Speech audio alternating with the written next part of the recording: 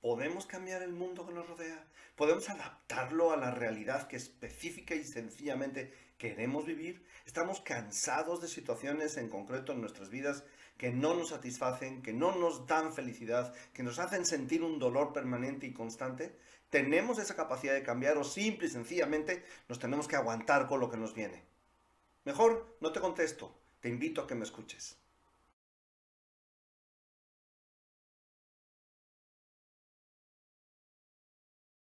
Decía Henry Ford, ya sea que creas que puedes, ya sea que creas que no, estás en lo cierto.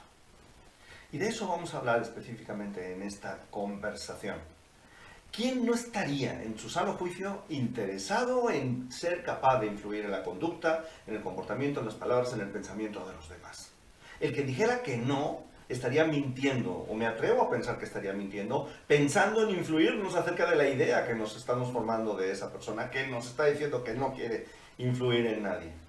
No lo creo por una sencilla razón. Conozco un montón de personas de cualquier categoría y lugar social, padres, madres, esposos, esposas, profesores, educados, hijos, subordinados, jefes, no me importa quién. Conozco un montón de personas que darían lo que fuera por saber influir en la conducta de los demás.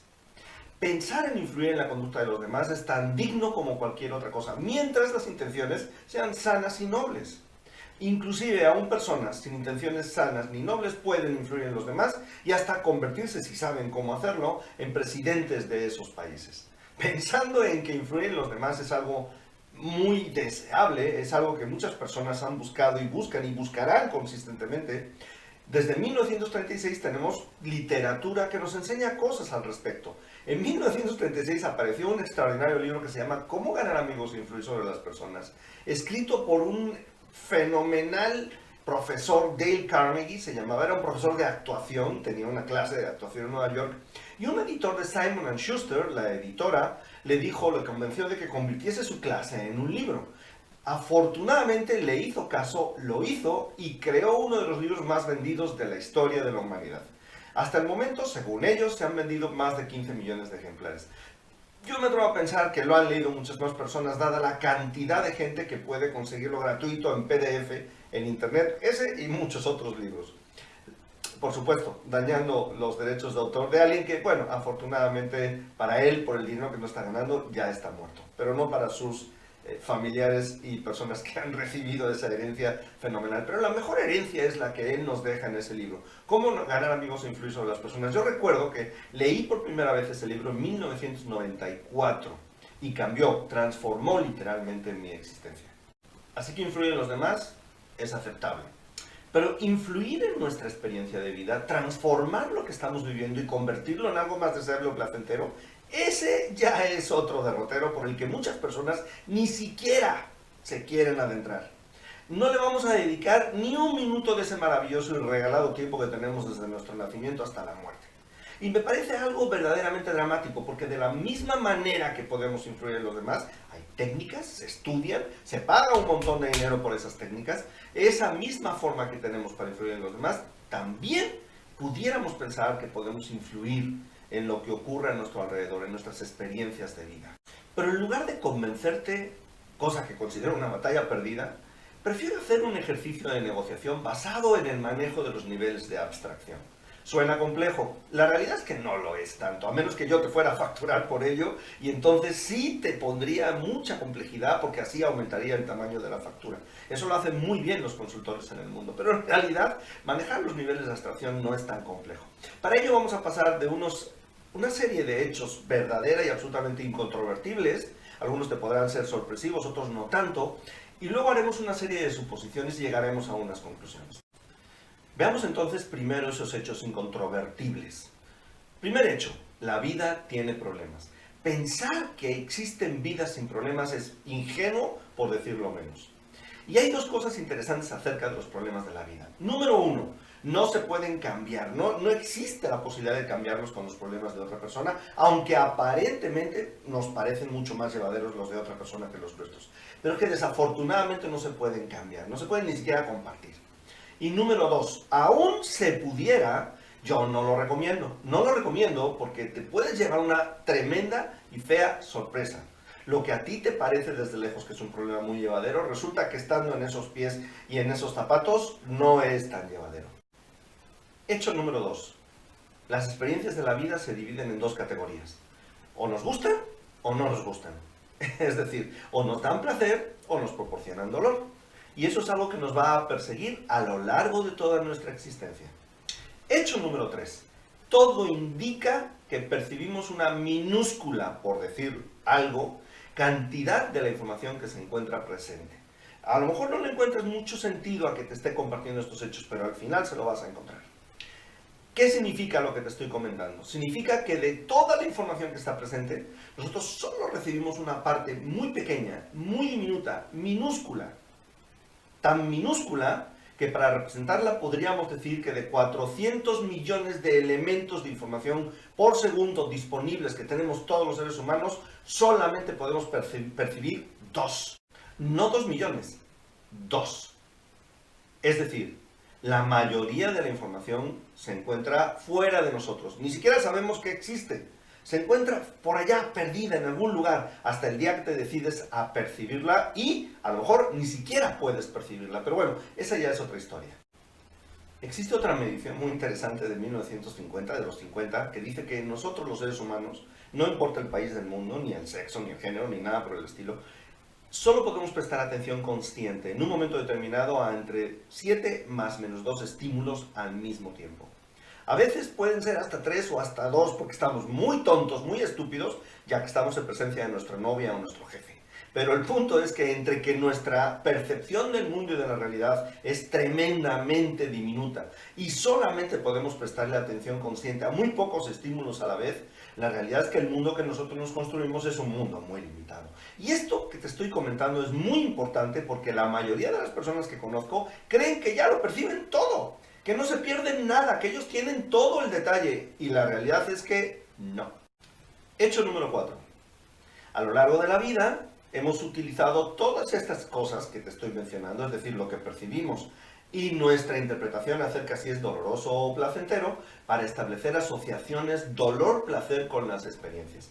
De tal manera que hemos ido aprendiendo a llamar agradable a ciertas comidas, personas, lugares, etc. y desagradables a ciertas otras cosas, de todo lo contrario.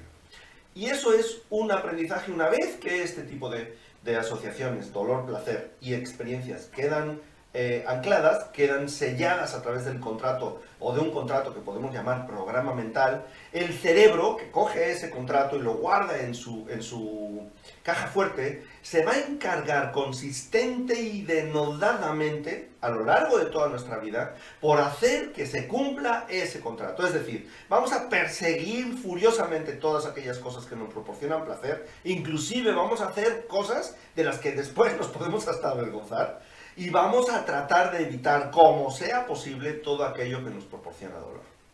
Y estos hechos incontrovertibles nos van a permitir, si lo unimos con ciertas suposiciones que voy a compartir contigo ahora, hacer o llegar a ciertas conclusiones. Así que, ¿qué es una presuposición? Una presuposición es una interpretación acerca de la vida. Si es buena o es mala, es una interpretación, como puede ser cualquier otra. Ni es verdad, ni es mentira. Por ejemplo, la presuposición de que la vida es bella. Yo no puedo demostrarte que la vida es bella, tampoco te puedo demostrar lo contrario. Sin embargo, la mayoría de las personas que han ido al cine a ver la película del mismo nombre y han salido de ver la película, terminan pensando que sí, que efectivamente la vida es bella. ¿Qué ocurriría si cambiamos una presuposición? ¿Qué ocurriría si vivimos una presuposición como si fuera verdad y tomásemos decisiones en función de la verdad de esa presuposición? ¿Cambiaría nuestra existencia? Todo indica que sí. Vamos a analizar una serie de presuposiciones a ver si podemos quedarnos con ellas. La primera presuposición que quiero compartir contigo es que no vivimos la vida. La vida no sabemos ni qué es. Vivimos lo que percibimos de la vida. Es decir, nuestra percepción, nuestra limitada percepción, construye nuestra realidad. De tal manera que si pudiéramos modificar nuestra percepción, si pudiéramos aumentar el número de elementos que nos llevamos a nuestro inconsciente y consciente, a lo mejor la percepción que tenemos de la vida nos ayuda a crear otra realidad. Modifica tu percepción, modifica tu realidad. No lo sé, no te lo puedo demostrar, pero me gusta pensar que sí tenemos esa capacidad y ese poder. La realidad es que no percibimos todo lo que hay. Hay una vieja historia que dice que los indígenas americanos, cuando veían llegar las carabelas, ya sea de Colón o de cualquiera de los conquistadores españoles en el mar, que por cierto en aquella época tardaban varios días desde que la veías hasta que llegaba a la costa, cuando veían esas carabelas en realidad no las veían, porque los relatos que se cuentan de la conquista es como si los españoles hubieran llegado montados a caballo de manera absolutamente sorpresiva en medio del pueblo. ¿Cómo es posible que poblaciones indígenas que vivían en la costa no hubieran visto, no hubieran vislumbrado al fondo una serie de cosas que se acercaban? Hay relatos de los espías del rey azteca Cuauhtémoc, que recibía información directamente de todo lo que ocurría en el territorio en aquella época, que le dicen al rey azteca en ese momento, le dicen los espías, hay unas montañas negras acercándose en el mar, porque no podían identificar lo que era. Los indígenas americanos de la época, cuando vieron a los españoles montados a caballo, como en su vida habían visto un caballo, pensaban que era un mismo ser. El caballo y el humano eran un mismo ser, no estaban separados, no era alguien que se bajaba de un animal, porque el animal no existía en su mente. Como dice Amit Goswami, un doctor en física hindú, dice, nosotros aprendemos algo cuando se refleja en el espejo de la memoria. Es decir, la primera vez que lo vemos o percibimos, tal vez ni siquiera sepamos de qué estamos hablando. Y es más, tal vez ni siquiera lo estamos percibiendo. Puede pasar delante de nuestras narices sin ni siquiera enterarnos. A esto le llaman los psicólogos ceguera no atencional, y se da hasta cuando una persona se cruza contigo y dice, oye, te saludé y no me dijiste nada, y es porque tú a lo mejor ibas absorto en tus pensamientos. Bueno, espero que sí te haya pasado, porque no quiero ser el único ser del planeta Tierra a quien sí le pasa. Vamos a una presuposición número 2, la segunda presuposición. Si modificas tu percepción, modificas tu realidad. Por lo tanto, la habilidad, yo sé que tenemos que aprender muchas cosas en la vida, pero una de las habilidades es una presuposición, nada más, no te quiero convencer, nada más asume que podría ser verdad. Una habilidad que debiéramos de dominar a plenitud es esa, la de modificar nuestra percepción. Que por cierto, hace honor a la máxima que se encontraba en el templo dedicado a Apolo en Delfos, en la antigua Grecia, que decía, conócete a ti mismo. Por lo tanto, conocernos a nosotros mismos en el sentido de cómo interpretamos la realidad para percibir, cómo cambiar nuestra percepción, me parece a mí que es una habilidad extraordinariamente importante para aprenderla a dominar, inclusive desde la primaria y secundaria. Lo que nos lleva a la presuposición número 3. Puedes cambiar tu vida. Quizá no puedas cambiar todos los acontecimientos de tu vida, yo no sé el porcentaje, no conozco la regla, pero quizá podamos modificar los suficientes acontecimientos como para generar el estilo de vida que deseamos, y que por supuesto es un reflejo, es una expresión de la grandeza que tenemos, que por cierto puede ser mucha más de la que eres capaz de imaginarte.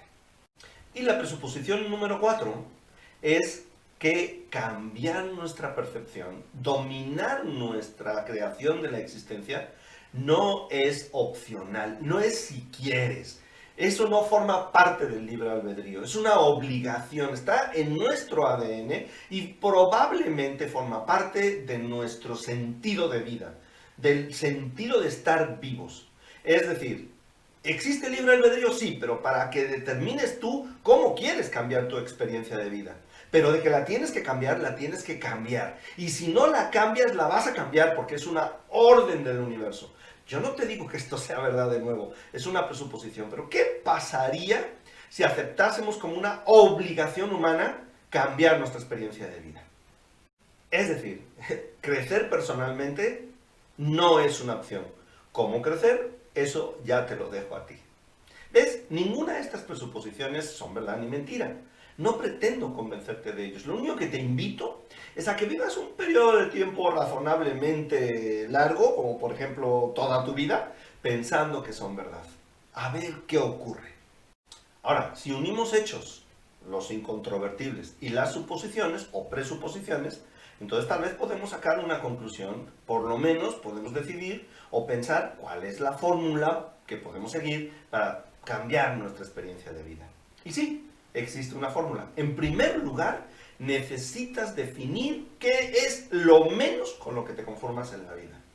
De nuevo, ese lo menos debe de corresponder con tu grandeza, que como te comentaba anteriormente, te puedes imaginar, o a lo mejor ni alcanzas a imaginarte, la auténtica grandeza y superioridad de la que gozas. Todo tu potencial. Ese conócete a ti mismo parte de entender nuestro potencial. En segundo lugar, una vez que ya has definido lo menos con lo que te conformas, o sea, una meta, un objetivo, busca una estrategia, encuentra una estrategia que te permita llegar con tus decisiones y conductas, que te permita llegar exacta y sin distinción a ese lugar al que quieres llegar. La forma más rápida es encontrar a alguien que ya lo ha hecho y lo que puedes hacer es entender cómo lo ha hecho, aplicarlo en tu vida utilizando todas tus singularidades y todo tu individualismo para producir un resultado único y alcanzar entonces el mismo resultado. Otra manera es el ensayo y error. Te puede llevar más tiempo, pero también vas a llegar. Como le digo yo a mis clientes de coaching, no me importa si es conmigo o sin mí. Tú puedes conseguir el resultado que deseas. La diferencia es que conmigo vas a tardar menos tiempo y vas a utilizar menos esfuerzo. Pero de que llegas a obtener lo que quieres, llegas. Eso que no te quede ninguna duda. Y lo tienes que hacer porque tienes que sentar en las personas la base de su poder personal. Y en tercer lugar, una vez que has encontrado la estrategia, que por cierto tiene que ser noble, sana y legal. Y lo de legal te lo comento porque lo que no es legal normalmente dura poco. Una vez que has encontrado esa estrategia y la estás aplicando, necesitas desarrollar las habilidades que te permiten hacer los cambios y modificaciones en tu percepción para alcanzar el resultado que estás buscando. Dos habilidades esenciales: programación neurolingüística e inteligencia emocional. Tremendamente esenciales. De hecho, es complicado entender el poder de estas dos dimensiones, de estas dos habilidades, sin haberlas estudiado previamente y sin empezar a aplicarlas en tu vida. Es como la vacunación, por ejemplo. Es difícil de entender cuál es el resultado de la vacuna en el momento del pinchazo, porque en el momento del pinchazo tú no sientes absolutamente nada. Ojalá fuera una pastilla que quita el dolor y media hora después se te quita el dolor, pero no. El efecto lo vas a tener cuando no te enfermes a lo largo del tiempo. Lo mismo pasa con la programación neurolingüística y la inteligencia emocional. Por eso yo animo enormemente a la gente que puede pensar que estas son cosas muy complicadas, a que se quiten de la cabeza la idea de que eso es para psicólogos nada más. Es para cualquier persona que tenga el propósito y el compromiso inmediato de obtener un resultado en su vida diferente al que está obteniendo. Porque si estás muy a gusto con cómo estás, pues entonces esta conversación hace tiempo que se debiera haber terminado. En cuarto lugar, una vez que tienes la meta, una vez que tienes la estrategia, una vez que tienes las habilidades, úsalas para asociar mucho placer a las cosas que tienes que hacer y asociar mucho dolor a las cosas que te alejan de donde quieres llegar. Crea tus programas mentales que te van a hacer que llegues a ese lugar donde quieres llegar. Y no creas que hay que hacer mucho más, porque una vez que creas esos programas, el cerebro se encarga del resto. Si el cerebro es una herramienta maravillosa. El único problema que tenemos con el cerebro es que no vino ni con un manual de procedimientos, que en todo caso a lo mejor mucha gente no se lo hubiera leído, aunque hubiera venido con él, y tampoco nos dijeron el potencial que tenía en base al precio que nos cobraron, porque como nos lo regalaron y tendemos a subvalorar las cosas que nos regalan, entonces tenemos una extraordinaria herramienta que no usamos. Tomar el control de tu vida es una muestra de poder personal, mientras que no hacerlo es una muestra de debilidad personal y de decadencia. Puedes cambiar tu existencia. Sé consciente de que el que no sepas cómo transformar tu existencia, el que no sepas cómo modificar y quitar de en medio esas cosas que no te agradan, no quiere decir que no exista una manera. Por supuesto que puede existir y tú no percibirla. Es una de esas millones de cosas que están presentes, pero que no las percibimos. Ahora, de nuevo, no quiero convencerte, porque lo que sí sé, a pesar de que ya he leído varias veces, de hecho, no una sola, el libro de cómo ganar amigos e influir sobre las personas, sí sé que en estas cosas influir es complicado. Porque ya sea que creas que puedes, o ya sea que creas que no, estás en lo cierto.